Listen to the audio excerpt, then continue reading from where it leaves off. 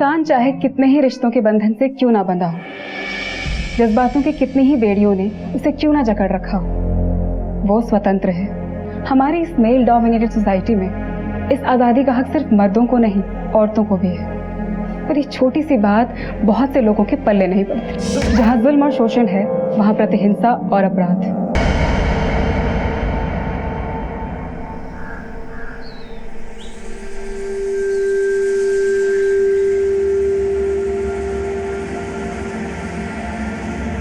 जा जा जा बोल ला। बोलू युवराज इधर आओ, इधर आओ। अरे ये देखो इधर क्या है।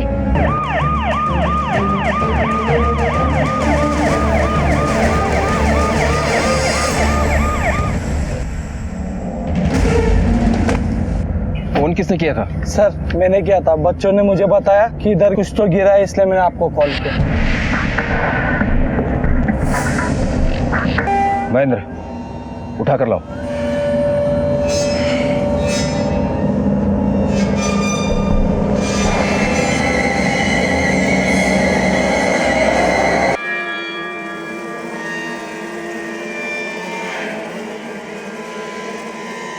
सर पैरों की जोड़ी है।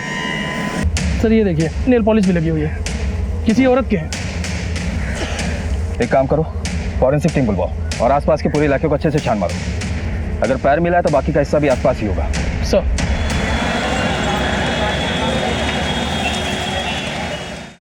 पता नहीं आई थी क्या माँ? कहाँ चले गए। नहीं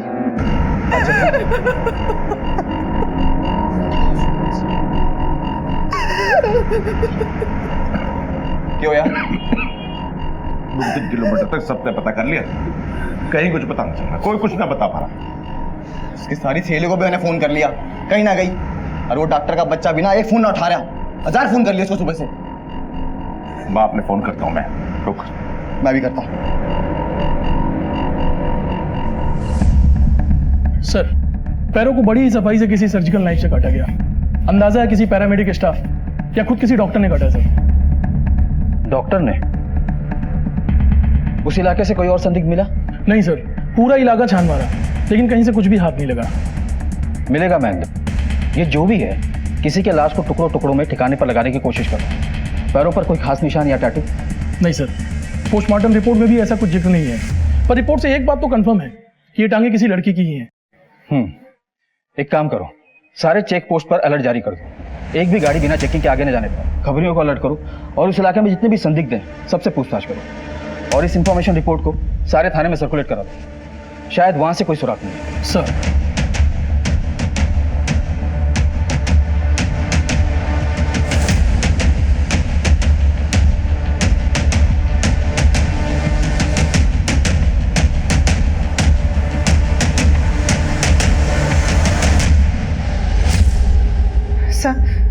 ये मेरी बेटी मधु की फोटो है। मधु के पति का फोन आया था, जरूर वो अपने पति के पास ही गई होगी। अरे काहे का पति? उसी ने भगाया उसे, और मैं तो ठीक से रेट बोलने दीजिए इन्हें। दोनों ने लव मैरिज की। लड़का डॉक्टर है। 3 हफ्ते पहले ही दोनों हमसे मिलने आए थे। पापा ये वीरेन है। मैं जिस हॉस्पिटल में काम करती हूँ वहाँ पे ये डॉक्टर है। तो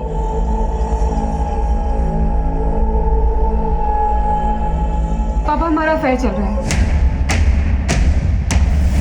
पिछले 3 महीनों से। क्या कह रही तू? पापा ये चाहते हैं मुझे, और मैं भी। सर हम दोनों एक दूसरे से ब्याह करना चाहे हैं। और फिर एक दिन हेलो मम्मी, वीरेन जी और मैंने शादी कर ली है। अभी उसकी शादी की बात गले से उतरे भी नहीं थी कि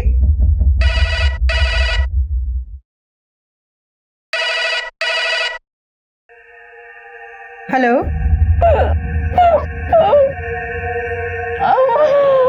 मधु, मधु तू रो क्यों रही है? तू ठीक तो है ना?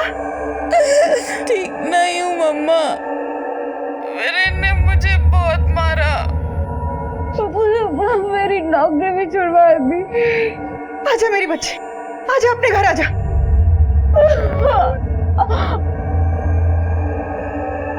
सर, वैसी हालत में मैंने वही किया जो एक माँ करती। मधु लौट के आ गई।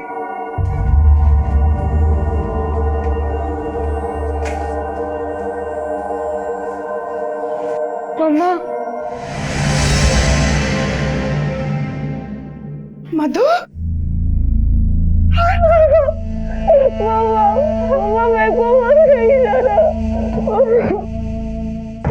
साहब, मधु ने अपने पति को छोड़ दिया था, लेकिन उसके पति ने उसको नहीं छोड़ा।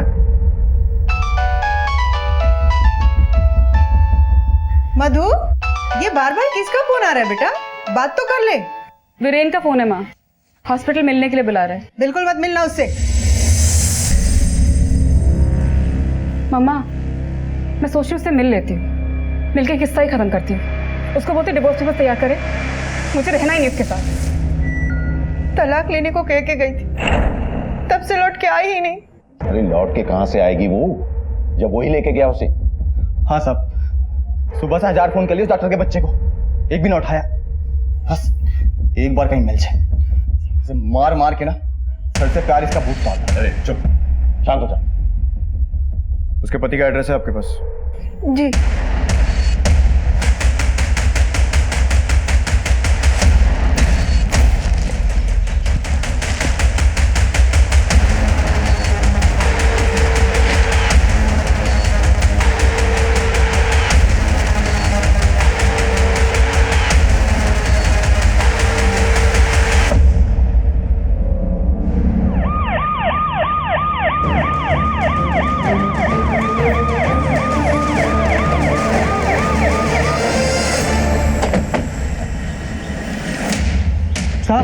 साहब ये देखो, ये देखो। सर, औरत के हाथ है। लगता है किसी को बेरहमी से मारकर कोई लाश को टुकड़ों में ठिकाने लगा रहा है। कौन हो सकता है?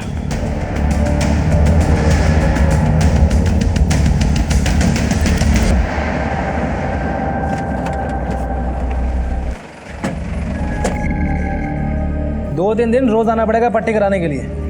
वैसे तो दर्द होगा नहीं। भैया जी, पुलिस आई है। पुलिस? अरे छोरी तो मजे में थी अठे, लेकिन एक दिन पता नहीं क्या हुआ, क्या भूत सवार हुआ, सुबह बैग उठाया और चल दी। आप डॉक्टर वीरेन नागपाल। पत्नी कहाँ है आपकी? मैंने भेजा नहीं है सर। क्यों? बुलाने के लिए फोन किया था ना उसे। सर किया था पर वो आई नहीं, दोबारा फोन किया तो फोन स्विच ऑफ था। लेकिन मधु के माँ बाप का बयान है कि तुमने, बल्कि आप सबने बहुत तकलीफ दी है उसे, मारपीट की है उसके साथ। कैसी बातें कर रहे हैं आप साहब? वो तो मजे में थी ये। हम आप सर, बात दरअसल ये है कि ये जो मधु के घर वाले हैं एक नंबर के जाहिल लोग हैं। मुझे तो बात करते नहीं ये लोग, बात तक गाली या हाथ छोड़ देंगे। उस दिन जब मैं और मधु इनके पास अपनी शादी का प्रपोजल लेकर गए थे तो हम अपनी बिरादरी के बाहर अपनी लड़की की शादी नहीं कर सकते। अपने दिमाग में बात बिठा ले बस। भाई पापा चुप, मेरी अंग्रेजी मत जा रहा है। अरे देख डॉक्टर साहब, अगर तो परमिशन मांगने आए ना, वो तो किसी कीमत पे ना मिलने वाली। अरे बाकी रही तुम दोनों की अफेयर सफेयर की बात, इसको ना यहीं की यहीं खत्म कर दो, यही तुम दोनों के लिए अच्छा होगा। समझ गया? देखिए, आप थोड़ा ना सलीके से पेश आए। अच्छा, खड़ा यहाँ से बाहर निकल, घर से चल। चल अपने कमरे में चल। सुन ले, चुप। अगर आज के बाद तुम दोनों साथ दिख गए ना, तो सामने वाले पेड़ पे माँ खत्म उल्टा काट कर रखा दूंगा। समझ गए? अरे चल चल। इन्हीं तमाशों के बीच सर एक दिन मधु मेरे पास आई। इनकी दवाइयाँ कंटिन्यू रखना, ठीक है? Madhu, so sorry. ठीक हो तुम? ठीक हूँ। I am so sorry Viren, I shouldn't have taken you there. मुझे वहां तुमको लेके ही नहीं जाना चाहिए था। ओके बाबा, तुम्हें पता तुम्हारे बापू और भाई को तो कब की जेल हो जानी चाहिए थी। उनके बारे में छोड़ो, मेरे बारे में सोचो। शायद मेरा कल से यहाँ पे हॉस्पिटल में आना बंद करवा दे वो लोग। फिर बताओ क्या करना है? शादी कर लेते हैं। और फिर हमने शादी कर ली। मधु ने जब हमारी शादी के बारे में अपने घर वालों को बताया तो हमारे घर आने की जरूरत नहीं है, टांगे काट दूंगा तेरी। वो सब तो ठीक है, लेकिन फिर रोते हुए वापस क्यों चली गई थी वो? सर मधु को गलतफहमी हो गई थी। कैसी गलतफहमी? सर मधु मॉडर्न लड़की है, उसका रहना सहना कपड़े लत्ते सब, भले ही डॉक्टर सही लेकिन गांव में रहने वाला इंसान है, अपने संस्कारों से जुड़ा हुआ, अपनी मिट्टी से जुड़ा हुआ, और ये सब मधु को जचा नहीं।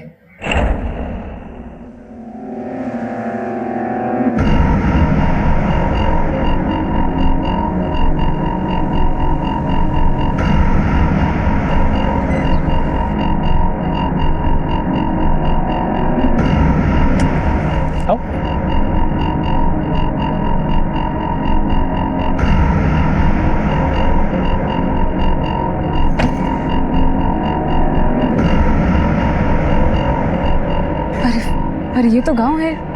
हाँ, हमारा घर गांव में ही तो है। फिर यहाँ पे रहना पड़ेगा। हाँ बिल्कुल, यही तो रहना है हमें। हाँ। बाबूजी, भैया तो बहू ले आए। वीरेन, ये क्या नौटंकी से? अम्मा, जो थारी बहू से पहुंचो।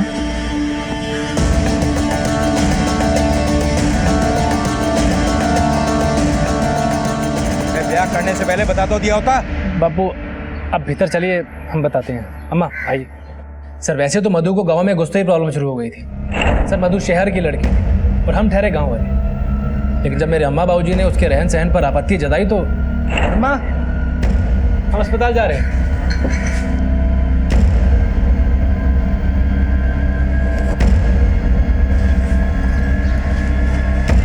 वीरेन, यो बेहुदा कपड़े पहन के किस जा रही है? बेहुद? पापा जी हॉस्पिटल जा रही हूँ मैं। ये कौन सा अस्पताल? शादी हो गई है, चुपचाप घर पे रहो। पापा जी मैंने घर पे क्या करना है? हमारे अपने खेत हैं और हमारे यहाँ की औरतें खेत पे काम करने से। चल जा भीतर। मधु तुम आज घर पर रुक जाओ, मैं अस्पताल में मना कर दूंगी। हाँ? क्या मना कर दोगे? जॉब है मेरी, मेरे लिए मेरा करियर बहुत इंपॉर्टेंट है, तुम जानते हो ये। बीकॉम किया मैंने, घर पे वेले बैठने के लिए नहीं। नंगा नाच नचाने के वास्ते लाए छोरी। तमीज से बात करी मम्मी जी। हाँ। माफी my foot. Madhu, Madhu. Sir एक तरफ हमारे अम्मा बाबूजी थे और एक तरफ हमारी बीवी थी, और मैं दोनों के बीच में पिस कर रह जाता था। मधु हाथ जोड़ रहा हूँ यार, मेरे पीछे मत माफ कर दो मुझे। नहीं रहना तुम्हारे साथ। तो हम सॉरी सॉरी बोल तो रहा हूँ, अरे हाथ जोड़ रहा हूँ तुम्हारे। मधु सर मैं मानता हूँ कि हमारी गलती है, मुझे उस पर हाथ नहीं छोड़ना चाहिए था, पर सर मैंने उसे सॉरी बोला, हाथ भी जोड़े, फिर भी वो आई नहीं। लेकिन मधु के घर वालों का कहना है कि सिर्फ एक थप्पड़ नहीं मारा था, मारपीट की गई थी उसके साथ, बहुत चोटें आई हैं उसे। सर झूठ है ये। तो जब वो चली गई थी तो फिर उसे फोन क्यों किया था? सर मैंने उसको सॉरी बोलने के लिए फोन किया था। मधु फोन कर करके दिमाग मत खराब करो मेरा। मधु प्लीज मेरी बात तो सुन लो एक बार। मुझे कुछ नहीं सुनना है, दोबारा फोन मत करना यहाँ पर। एक बार आके जरा हॉस्पिटल में मिल तो लो। मुझे नहीं मिलना तुमसे। मुझे हॉस्पिटल बुलाया था पर वो आई नहीं। ठीक है,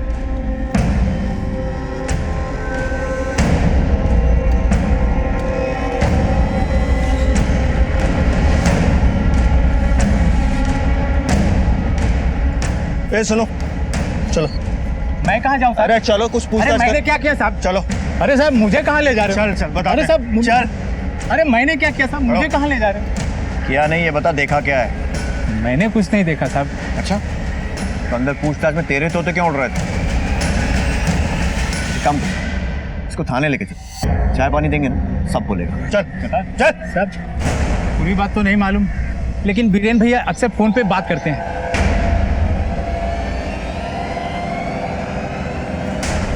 पता नहीं किस बात का गुस्सा था, उस दिन बीरेन भैया ने भाभी जी को मारे, बहुत मारे। मधु किस जा रहे थे? क्या है? अरे चल के अम्मा बाबूजी से माफी मांगो, चलो। माफी तो मैं मांगने से रही, और तुम क्या कह रहे थे? मेरे पापा जाहिल हैं, तुम्हारे पापा देहाती गवार है, भिखारी की तरह कपड़े पहनते हैं और बातें करते मवेशी जैसी। ठीक है। अरे साहब कित लेके जा रहे हो? सर मुझे क्यों लेके जा रहे हो? कुछ ना किया इसने। सर मैंने थप्पड़ ही मारा था। अरे साहब छोड़ो, हमारे छोरे ने। छोड़ दो बैठ रे कहाँ लेके जा रहे हो साहब। अरे कुछ ना किया इसने। साहब छोड़ो। अरे कहाँ ले गए? ये सब उस मनहूस छोरी की वजह से हुआ है, कीड़े पड़े उसके। सर मैं क्यों मारूंगा मधु को, हमारी बीवी है वो। फोन पर किससे बातें होती थी तेरी? डॉक्टर हूँ सर, हॉस्पिटल के कलीग्स हैं, मरीज हैं, सबसे बात होती रहती है। कॉल रिकॉर्ड से सब पता लग जाएगा कितने मरीज हैं और कितने कलीग्स हैं। सर हमारी बात मान नहीं रहे हैं, आप मधु के बापू और भाई को पकड़िए। उन्होंने ही गायब किया मधु को। सर उसका भाई तो पेट से लटकाने की धमकी दे रहा था कि इज्जत जात बिरादरी समाज इन सब की बेड़ियां हैं सर उनके दिमाग में। मधु के पति वीरेन ने अब शक की सुई मधु के ही परिवार की तरफ घुमा दी थी। परिवार का मधु के प्रेम विवाह को लेकर आक्रोश इस बात को हवा भी दे रहा था। बहन और जीजा को मारने की धमकी दी थी ना तूने? हाँ साहब दी थी, धमकी दी थी। मारा भी था उस नाली के कीड़े को, और उसको नहीं अपनी बहन के भी 2 थप्पड़ मारे थे। माँ की कसम, माँ की कसम, उससे ज्यादा कुछ नहीं, उससे ज्यादा कुछ नहीं किया, माँ कसम।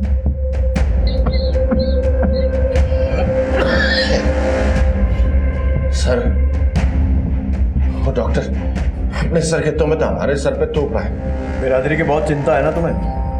ना सर ना, इतनी भी ना है कि मैं अपनी बेटी को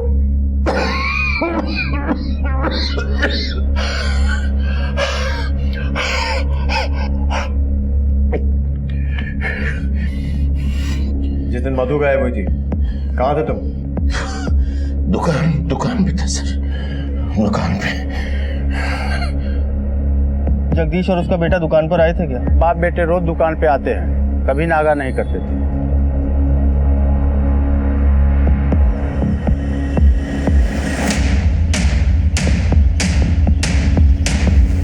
और मेन रोड पर अगर कोई सीसीटीवी दिखे तो फुटेज निकलवाओ।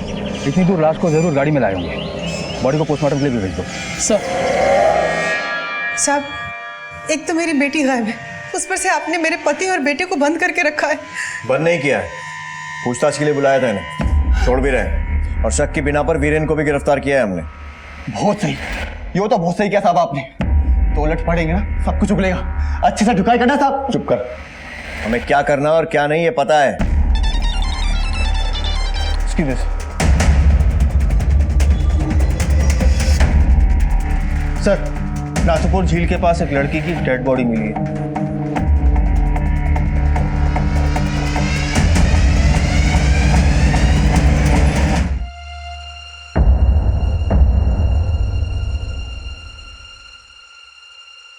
ये मंगलसूत्र बॉडी के ऊपर मिला था। मम्मा मैं सोच रही हूँ उससे मिल लेती हूँ, मिलके किस्सा ही खत्म करती हूँ। उसको बोलती डिवोर्स पेपर्स तैयार करे, मुझे रहना ही नहीं उसके साथ।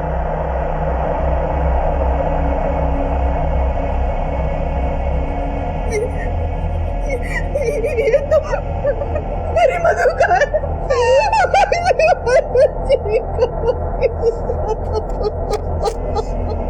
पोस्टमार्टम के हिसाब से हत्या गला दबाने से हुई है और बहुत ही सफाई से बॉडी को 3 हिस्सों में काटा गया ताकि लाश को ठिकाने लगाया जा सके। सर्जिकल नाइफ से, फिर किसी नुकीले पत्थर से चेहरा भी कुचला गया है। इतने तरीके से बॉडी को ठिकाने लगाने की कोशिश, कोई डॉक्टर भी हो सकता है? हो सकता है। बॉडी मिल जाएगी? हाँ महेंद्र, फॉर्मेलिटीज पूरी करके बॉडी फैमिली को हैंड ओवर करो। ठीक सर।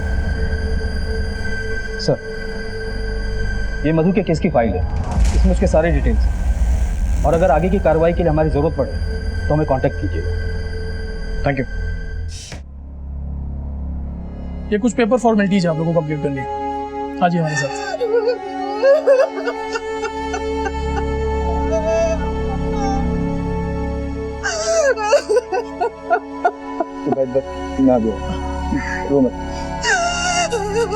गुमशुदा मधु की लाश मिल गई थी, इसलिए पुलिस ने पिता और भाई को अंतिम संस्कार करने के लिए रिहा किया, लेकिन वो शक के दायरे से बाहर नहीं हुए थे। और जब जगदीश गुप्ता मधु की अस्थियां गंगा जी में विसर्जित करने ऋषिकेश पहुंचे और फिर जो उन्होंने देखा, उससे इस केस में अचानक 180 डिग्री का मोड़ आ गया। सर मैं मधु की अस्थियां लेकर ऋषिकेश गया हुआ था और उसकी अस्थियां विसर्जन करके बीपी की दवाई लेने एक दुकान पर रुका। दवा लेके जैसे ही पलटा तो मेरी तो जबान हलक पर टिक के रह गई।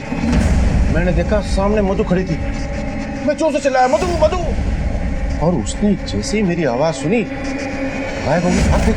भीड़ थी, मैं हटा के जैसे वहां तक पहुंचा तो कोई भी नहीं।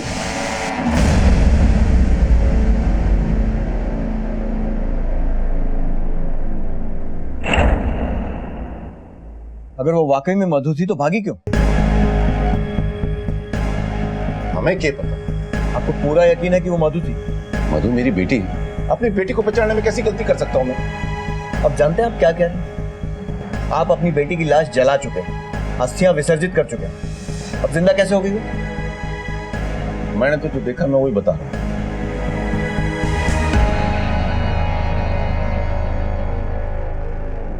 सर ये मेडिकल स्टोर का फुटेज। सर देख, वही कद काटी है, तो सलवार भी वैसी पहन रखी है, पर चेहरा तो नहीं दिख रहा है ना? सर मैंने सामने से देखा है। क्या लगता है शर्मा? सर सीसीटीवी फुटेज देख के लगता है कि हो भी सकती है और नहीं भी, लेकिन जगदीश का कहना है कि ये मधु ही है। एक बात तो तुमने सही कही, ये केस घूम फिर कर बाप बेटे पर आ रहा है। कहीं ऐसा तो नहीं है कि दोनों तमाशा खड़ा करके हमें भटकाने की कोशिश कर रहे हैं? सर ये बात मीडिया तक भी पहुंच चुकी है।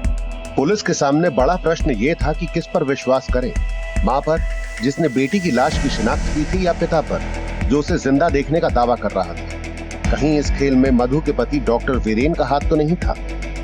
मधु की मानो उस लाश को मंगलसूत्र से पहचाना था ना? Right sir.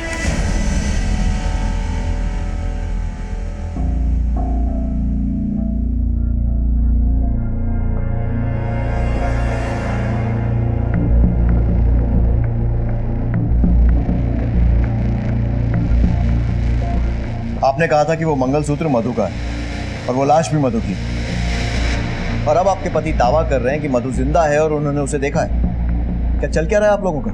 सर मुझे पूरा यकीन है कि वो मंगलसूत्र मधु का ही है,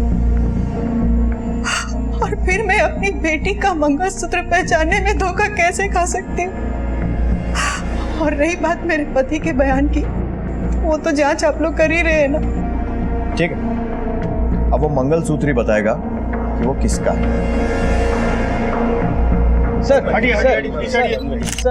मधु मर्डर केस में जो लाश मिली है, ऐसा बताया जा रहा है कि वो लाश मधु गुप्ता की नहीं बल्कि किसी और की है। पुलिस विभाग से इतनी बड़ी गलती कैसे हो सकती है कि लाश की पहचान किए बिना उसका अंतिम संस्कार कर दिया गया है? सर लाश की डीएनए टेस्टिंग अब तक क्यों नहीं की गई है? देखिए हम लोगों की जांच जारी है। सर वो लाश अगर मधु गुप्ता की नहीं है तो फिर किसकी है?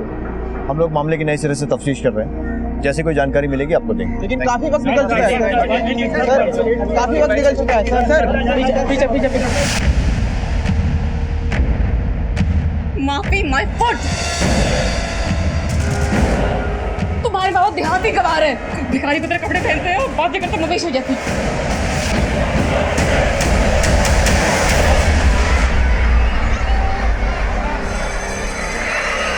मेरी बात तो सुनो। देखिए मैं 3 दिन से आ रहा हूँ, लेकिन मेरी वाइफ को कुछ पता नहीं चलता। ये मैं आपको 3rd टाइम बता रही हूँ कि सीमा मैम यहाँ 3 दिन से नहीं आई। आप चाहिए तो हमारा अटेंडेंस रजिस्टर चेक कर लीजिए सर, आपको खुद समझ आ जाएगा। आपको कहीं भी उनके सिग्नेचर नजर आ रहे हैं? देखिए मैंने हर जगह उसको ढूंढा, लेकिन वो कहीं नहीं मिली। मेरी बच्ची को देखिए, रो रो के आधी हो चुकी। सर मैं बिल्कुल समझती हूँ, मैं आपको सजेस्ट करूंगी कि आप पुलिस के पास जाइए। मैं पुलिस में भी जाके इन्फॉर्मेशन कर चुका हूँ। सर देखिए, अगर मुझे कुछ पता चलता है तो मैं आपको बता दूंगी।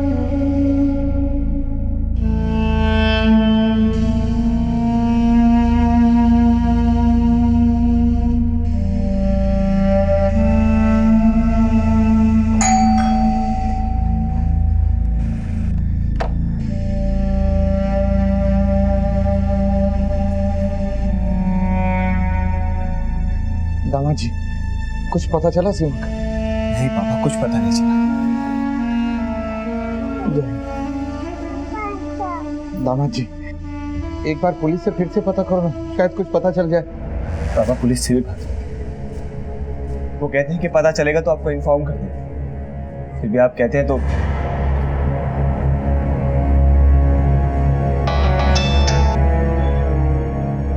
हेलो सर, मैं दीपक बोल रहा हूँ। सीमा का कुछ पता चला? हमारी टीम जांच कर रही है, जैसे कुछ पता चलेगा सबसे पहले मैं आपको बताऊंगा। सर मेरी 2 साल की बच्ची माँ माँ पुकारती, फिर माँ के क्या हाल होता आप समझ सकते हैं ना। हम लोग इंक्वायरी कर रहे हैं, जैसे कुछ पता चलेगा हम आके बताएंगे।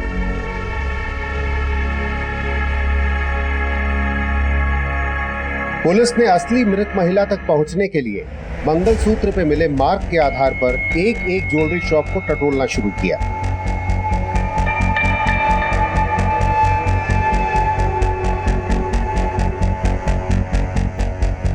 हाँ सर, ये हमारी दुकान का है। इसको हम ऑर्डर से बनवाते हैं सर। बता सकते हैं किसने बनवाया था? सर बिल्कुल, चेक करना पड़ेगा।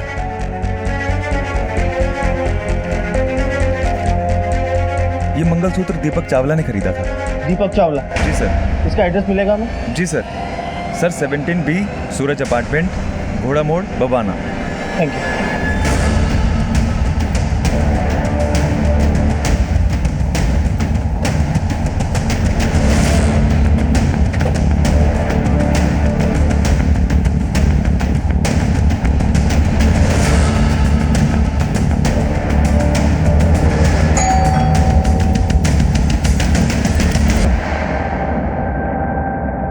ये लोग दिल्ली के नरेला थाने से आए।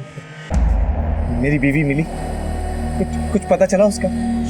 हमें एक लड़की की डेड बॉडी के पास से ये मंगलसूत्र मिला। पहचानते हैं इसे?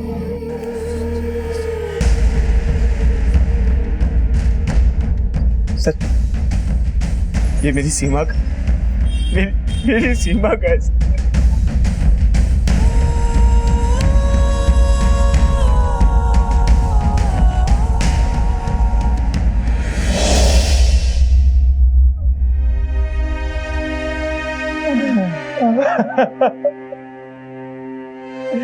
मुझे ले चलिए वहाँ, एक बार बेटी की लाश तो देख लो।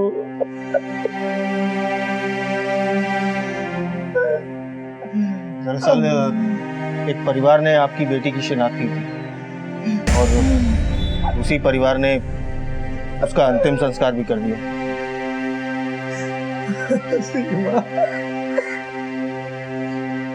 सर आप मजाक कर रहे हैं? ऐसा कोई कर सकता है क्या? और आप इतने यकीन के साथ कैसे कह सकते हैं कि जो लाश मिली है वो मेरी पत्नी की है? देखिए, उसी बात को वेरीफाई करने के लिए आपकी बेटी की डीएनए से बॉडी के डीएनए को मैच करवाना जरूरी है। अब ये सब क्या हो रहा है और ये सब क्या बोल रहे हैं? और ये मंगलसूत्र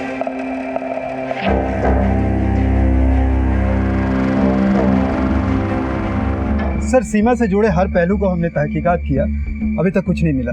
हमने उसके कॉल रिकॉर्ड्स भी देखे। एक नंबर है 76123 जिससे सीमा को बार बार कॉल किया गया था। 4 महीने में 253 बार कॉल किया गया था और सीमा भी इस नंबर पे बार बार कॉल करती थी। इसका नंबर? सर प्राइवेट नंबर है, अनलिस्टेड है। टेलीफोन कंपनी को इस नंबर की डिटेल भेजने के लिए बोला है। 2-3 दिन में आ जाएगा। फिलहाल ये मोबाइल स्विच ऑफ। सर, ये सीमा हत्या के तार कहीं मधु केस से तो नहीं जुड़े हुए? हो सकता है, क्योंकि ये डॉक्टर वीरेन भी किसी औरत से फोन पर बात कर रहा था।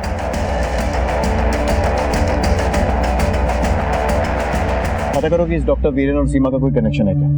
Okay sir, thank you.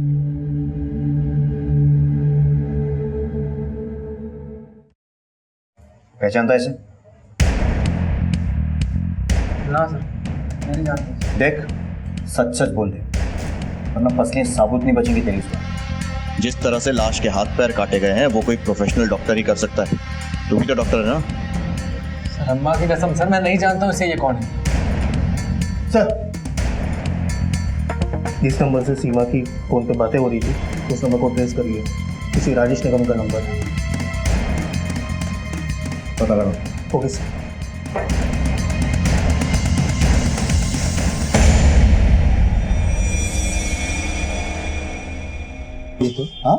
हाँ जी, कहिए। पुलिस नरेला थाने से। अच्छा, ये मैं बात नहीं। हाँ सर, कहिए। ये नंबर आप ही का? जी हाँ, मेरा नंबर है। तो स्विच ऑफ क्यों है? सर वो बिल ज्यादा आ रहा था इसलिए मैंने वो नंबर ही हटा दिया। जिस तरह अपनी गर्लफ्रेंड को रास्ते से हटा दिया। कौन गर्लफ्रेंड? सीमा, जिससे पिछले 6 महीने से आप लगातार फोन पे बातें कर रहे थे। सर सीमा मेरी गर्लफ्रेंड नहीं है, वो एक परेशान औरत है, हमेशा पैसे के लिए रोती रहती है और एक हफ्ते से वो एब्सेंट है। वो एब्सेंट इसलिए है क्योंकि उसका मर्डर हो गया है। क्या? ओह माय गॉड, कब? ये तो आप ज्यादा बेहतर बता सकते हैं कि कब, कहां और क्यों, क्योंकि मर्डर से 1 रात पहले भी उससे आपकी बात हुई थी फोन पर। देखिए सर, मैं मानता हूँ मैं उनसे रोज बात करता था, उसे पैसे की प्रॉब्लम थी, इसके लिए शायद वो डिप्रेशन की शिकार थी सर। तो मेरे और उसके बीच में एक हमदर्दी का रिश्ता था, उसका सुसाइडल नेचर था सर। एक दिन स्कूल के छत से कूदने लगी, अच्छा हो गया प्यून ने देखा। सर मैंने उसे बहुत समझाया, मुझे उसकी टेंशन होती थी इसलिए मैं उसे कॉल करता। देखिए मर्डर केस है और क्रिमिनल अभी तक पकड़ा नहीं गया, और जब तक क्रिमिनल पकड़ा नहीं जाता आप ये शहर छोड़कर हमें बिना बताए जा नहीं सकते। जी। सीमा के डिप्रेशन की क्या वजह थी? डिप्रेशन तो नहीं था सीमा को, वो तो बहुत खुश थी अपनी बेटी और पति के साथ में। लव मैरिज थी दोनों की। अच्छा, सीमा ने कभी आपको पैसे की तंगी के बारे में बताया था? कोई फाइनेंशियल क्राइसिस? नहीं सर, कोई फाइनेंशियल क्राइसिस नहीं था। दीपक ठीक ठाक कमाता है, 2-4 बिजनेस है उसके। सीमा से उसकी कोई शिकायत भी नहीं सुनी मैंने।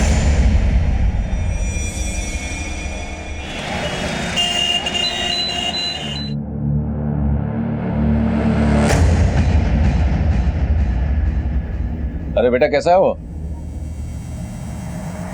बेटा क्या हुआ? बड़े दिनों बाद दिखाई दे रहा है, सब ठीक? हाँ। कहाँ गया था? हाँ अंकल, वो अलीगढ़ गया था। 1 किलो चीनी देना। हाँ हाँ देता हूँ।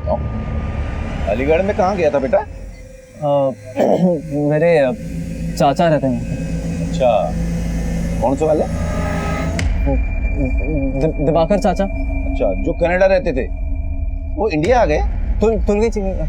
और घर पे सब बढ़िया?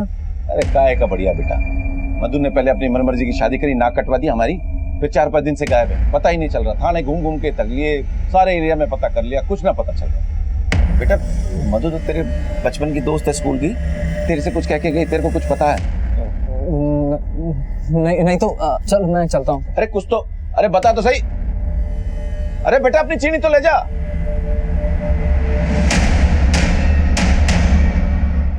मधु के नाम से जिस महिला का अंतिम संस्कार कर दिया गया था, उसकी पहचान पुलिस ने सीमा चावला के रूप में खोज निकाली थी। मधु, उसके पति डॉक्टर वीरेन और सीमा का आपस में क्या संबंध था? अगर था तो क्या था? जैसे ही मैंने मधु का नाम लिया वो भाग लिया, बहुत घबराया हुआ था, जैसे सांप देख लिया वो। किसकी बात कर रहे हो? साफ साफ बताओ क्या हुआ? मैं दुकान पे खड़ा था, वो आया। क्या नाम बताया? गौतम, वो मधु का स्कूल का दोस्त है, अक्सर मिलता रहता है उससे। एड्रेस दो सर। जी।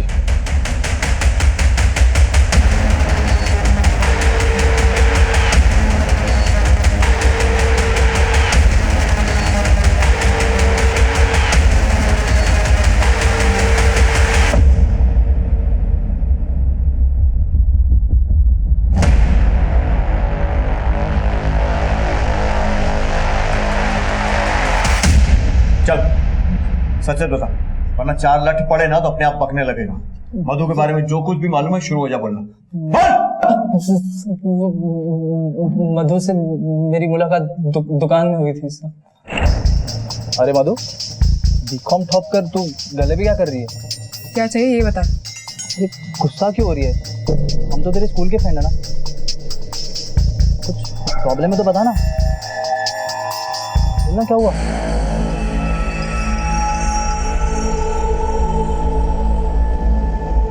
कई बार हम दुकान में ही मिलने लगे और धीरे धीरे उसने अपने दिल का दर्द मुझे बताना शुरू कर दी। मेरी लाइफ भी कितनी स्ट्रेंज है। जहाँ एक और जिद करके शादी करी, अब मुझे मिला ही क्या? पति से धोखा और उसके घर वालों से इतनी नफरत, और दूसरे ओर मेरे अपने घर वाले भी जल्लाद हुए पड़े।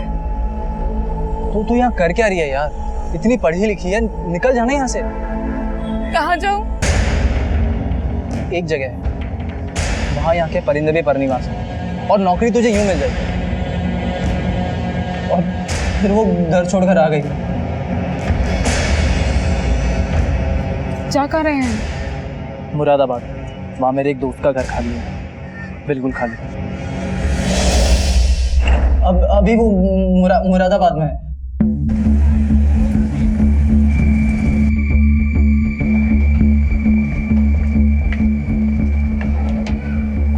मुरादाबाद से योगेश पांडे बोल रहा हूँ।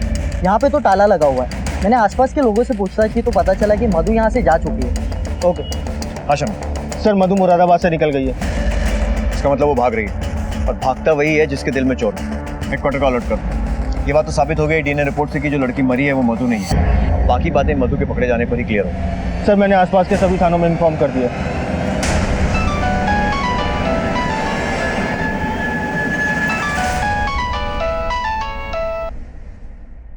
हेलो बेटा, कहाँ है तू? प्लीज घर आ जा, घर आ जा बेटा।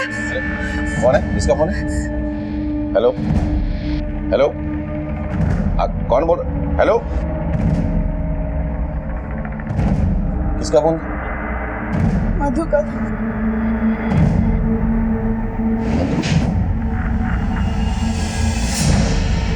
सर, अभी अभी मधु ने अपनी माँ को कॉल किया था। गुड, मतलब सबका नंबर सर्वेलेंस पे डालने का कोई तो फायदा होगा। कहाँ का नंबर? सर, गाजियाबाद।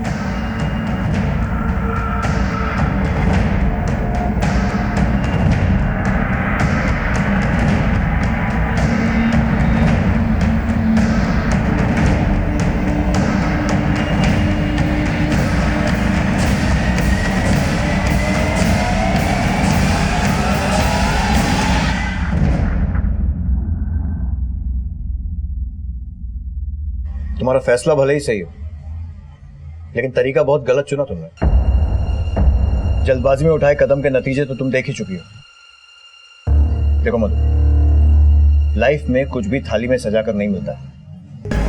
रिश्तों को निभाने के लिए, चीजों को पाने के लिए बहुत मेहनत करनी पड़ती है, और कई बार हालात से समझौता भी करना पड़ता है। तुमने लाइफ को सिर्फ अपनी मर्जी से जीने की कोशिश की, बिना ये सोचे कि दूसरों पर क्या असर पड़ेगा, और इसीलिए आज सब कुछ होते हुए भी तुम्हारे पास कुछ नहीं है। मुझे अपने उस जाहिल पति और उसके गवार परिवार के साथ नहीं रहना है, ना इन जिद्दी और गुस्से से भरे लोगों के साथ। मुझे अकेले और आजाद रहना है सर। अपनी जिंदगी अपने उसूलों पे जीनी है, कुछ बनना है मुझे। किसी की जिद के गुलाम नहीं बनना, और ना किसी की मार कुटाई सहनी है मुझे। और अपना झूठ छुपाने के लिए तुमने सीमा को मार दिया।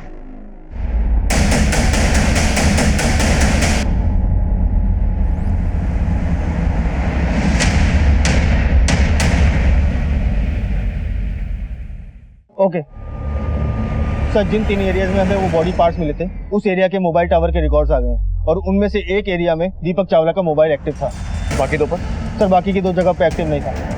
इसका मतलब ये बात तो पक्की है कि दीपक चावला 3 में से एक जगह पर मौजूद है, और हो सकता है कि बाकी 2 जगह पर उसने किसी और की मदद से वो बॉडी पार्ट्स भिजवाए। बाकी 2 नंबर की डिटेल्स भी करो, पता करें कि इस दीपक चावला और इन दोनों नंबर्स में क्या कनेक्शन है। Okay sir. मैंने कुछ नहीं किया सर, मेरी बात तो सुनिए। सब पता चलेगा क्या किया तूने। मैंने कुछ नहीं किया चलेगा। चल बता अपनी कहानी शुरू। जिंदगी बर्बाद हो गई थी मेरी सर। मेरा बिजनेस भी ठप हो गया।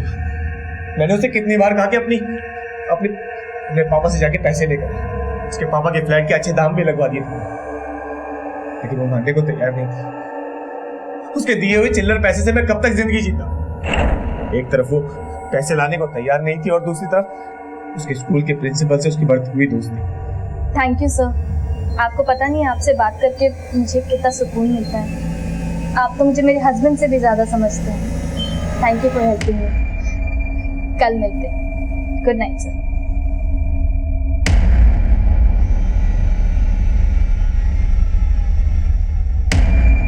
कर ली अपने यार से बात? वो जो शट अप, वो यार नहीं दोस्त है मेरे। दोस्त है? दोस्त है वो तेरा? इधर सुन मेरी बात। दोस्त है वो तेरा दोस्त है यार, मुझे नहीं। उसकी सुनिए, अब मेरी सुनिए। अपने बाप के पास जाओ, फ्लैट बेच के पैसों का इंतजाम कर, वो भी जल्द से जल्द। मैं तुम्हें पहले भी कह चुकी हूँ, मैं ऐसा कभी नहीं करूंगी। क्यों नहीं करेगी तू? है सीमा, छोड़ो मुझे। मेरी बात सुन सीमा। क्यों नहीं करेगी? हाँ, मुझे 1 हफ्ते के अंदर 30 लाख रुपए चाहिए, समझ ली? 1 रुपया नहीं मिलेगा तुम्हें।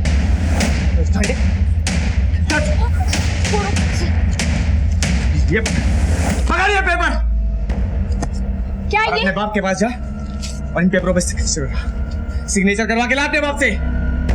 किस चीज के पेपर हैं ये? प्रॉपर्टी। साइन? कोई साइन नहीं करूंगी मैं इसमें, कभी भी नहीं, समझे तुम?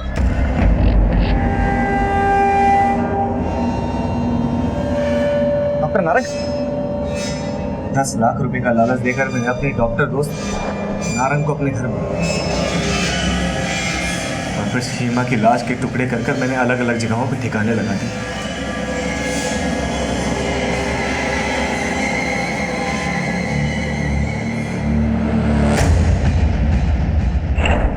मैं उसे मारना नहीं चाहता, वो गलती से मुझे न्यूज में जब पता चला कि सीमा की लाश का किसी और परिवार ने अंतिम संस्कार कर दिया तो मैं निश्चिंत हो गया कि अब मुझे कोई नहीं पकड़ सकता। और फिर जब आप लोग मंगलसूत्र को लेकर मेरे पास आए तब मैंने अपने आप को बचाने की कोशिश की, मगर पकड़ा गया। उठाकर लाओ उसको। Yes sir. लाश को काट कर ठिकाने लगाने के जुर्म में डॉक्टर नारंग को भी दोषी पाया गया और सजा सुनाई गई। अपनी जिंदगी की गाड़ी को जल्दी पटरी पर डालने के लिए गलत रास्ता चुनने से कभी मंजिल नहीं मिल सकती, इसलिए कामयाब जिंदगी के लिए सूझबूझ, सब्र और एडजस्टमेंट भी जरूरी है। इस तरह के और भी एपिसोड देखने के लिए हमारे चैनल को सब्सक्राइब करें और बेल आइकन दबाना ना भूलें।